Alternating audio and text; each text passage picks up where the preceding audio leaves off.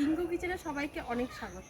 আজকে আমি আমার মাটির চুলোয় সর্ষে ইলিশ সময় হয়ে গেছে। আর দেখুন এখানে মা একটা গাছ লাগিয়েছে, আম গাছ। এখানটায় 12 মাস আম হয়, বছরে নাকি 12 মাস এই আমটা হবে। এখন আমের বোন এসেছিল, এখন ছোট ছোট আম হয়েছে এই গাছটা। আর এইখানে বোন একটা উচ্ছে গাছ লাগিয়েছে। আমি 2-3 দিন ধরে যখন থেকে এসেছি তখন থেকে দেখি যে তখন উচ্ছেটা না ছোট ছিল, অনেক ছোটো ছোটো ছিল। এখন এই কয়দিনে উচ্ছে গাছটা বেড়ে গেছে আর কত ফলন এসেছে। এই দেখুন কি সুন্দর হয়েছে উচ্ছেটা। এই যে আর একটা উচ্ছে, তারপরে এই যে ছোট ছোট ছোট ছোট উচ্ছে হয়েছে। প্রত্যেকটা মানে আগার সঙ্গে সঙ্গে 3-4টে করে উচ্ছের লাইন বেয়ে গেছে। তাহলে সর্ষে ইলিশ রান্না করার জন্য যে যে উপকরণগুলো লাগবে সেগুলো আমরা একটু গুছিয়ে নিই। নিয়ে এসেছি। এবার চলুন আমাদের পুকুর পাড় থেকে একটা কলা পাতা কেটে আনি। আমাদের এখানে যে বাবা কলা গাছগুলো লাগিয়েছে, কলা গাছগুলো মানে এত বড় হয়ে গেছে, আমি কি করে কাটবো আমি সেটাই বুঝতে পারছি না। অনেক বড় বড় হয়ে এত দূর আমার হাত যাবে না, তার জন্য সামনে থেকে এই কলা পাতাটাই কেটে দিই।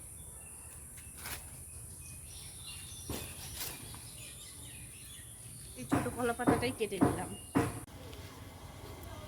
এই যে ইলিশ মাছটা কেটে নেব।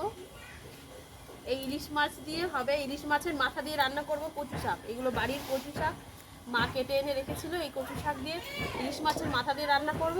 আর কেটে নিয়ে এবার ইলিশ মাছটা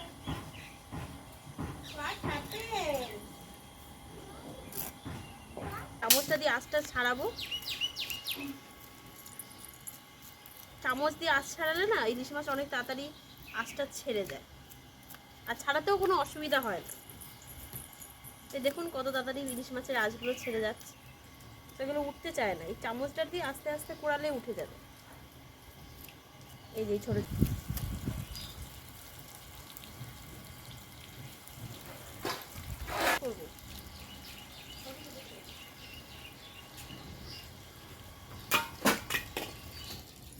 ডিমতে পারবে।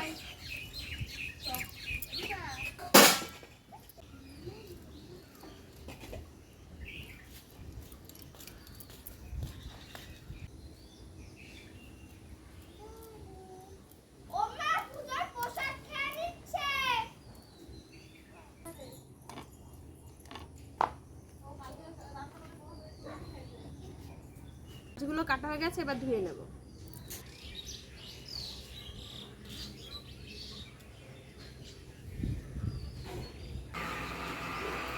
মাছগুলো ধোয়া হয়ে গেল। এবার পাটাতে 2 রকমের সর্ষে বেটে দেব।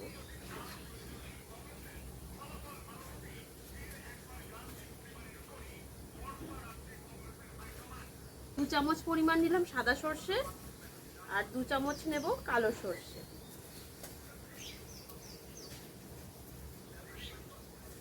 একটা শুকনো লঙ্কা আর নিচ্ছি 2টো কাঁচা লঙ্কা দিয়ে বেটে নেব। এবার পাটায় সর্ষেটা বেটে নিচ্ছি।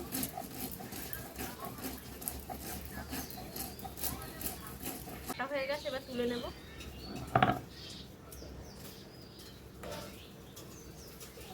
পাটাতে কটা কাঁচা লঙ্কা বেটে নেব।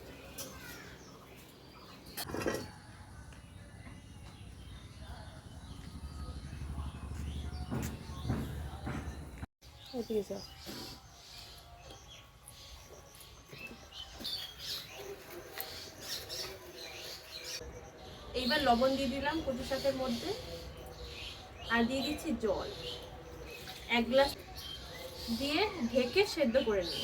সেদ্ধ করে নেব। তো কচু শাকের জলটা ঝরতে থাকুক, ততক্ষণ আমি কড়াই বসিয়ে মাছগুলো ভেজে নিই। মাছগুলো হালকা লাল লাল করে ভাজবো। 1 চামচ লবণ, 2 চামচ লবণ দিয়ে দিলাম,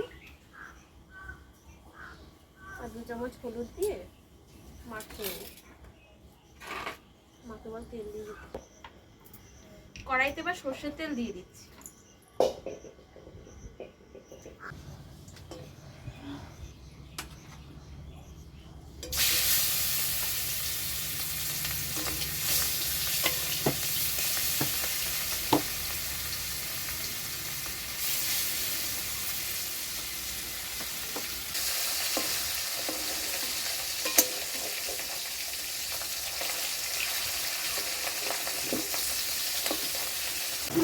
ভাজা করে তুলে দেবো।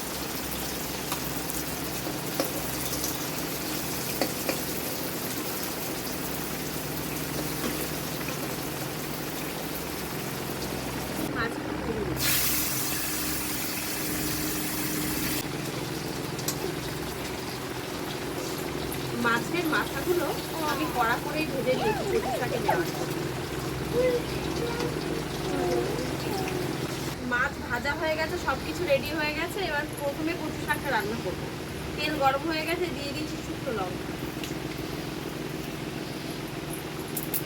তারপর দিয়ে দিচ্ছি তেজপাতা, আর দিচ্ছি 5 ফোড়ন।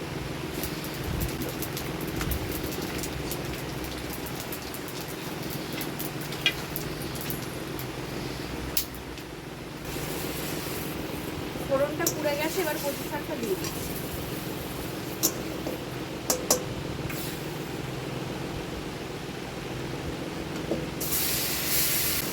আমাদের বাড়ির এই কচু শাকগুলো খেতে না খুবই টেস্টি। ও কচু শাক যখন আমি সেদ্ধ করছিলাম না, তখন কতগুলো লঙ্কাও দিয়ে দিয়েছিলাম। ইলিশ মাছের মাথা দিয়ে কচু শাক আর সর্ষে ইলিশ কারা কারা খেতে খুব পছন্দ করেন আমাকে অবশ্যই কমেন্ট করে জানাবেন। প্লিজ 1 চামচ হলুদ,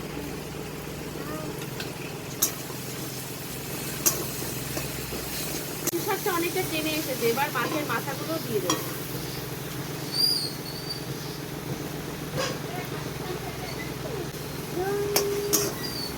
সামান্য পরিমাণ চিনি দিয়ে দিচ্ছি।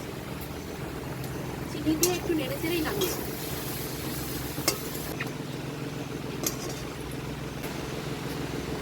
কম হয়ে গেছে, এবার দিয়ে দিচ্ছি সরষের তেল।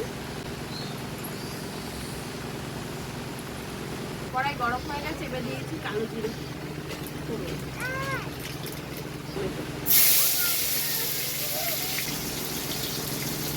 তারপর দিচ্ছি বেটে রাখা লঙ্কা,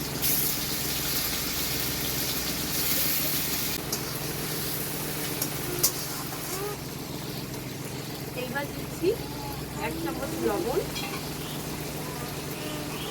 আর ছোটো চামচে 2 চামচ হলুদ গুঁড়ো। মশলাটা ভালো করে কষিয়ে নেব।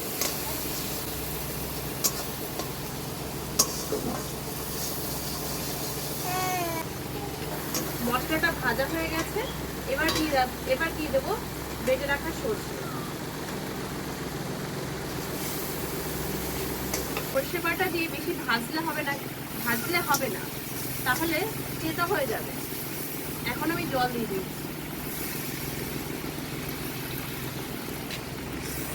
1 গ্লাস পরিমাণ জল দিয়ে দিই।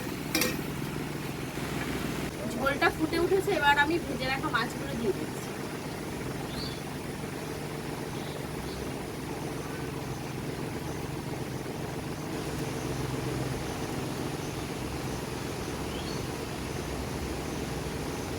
কয়েকটা কাঁচা লঙ্কাও দিয়ে দিচ্ছি। এবার ঢেকে দিচ্ছি।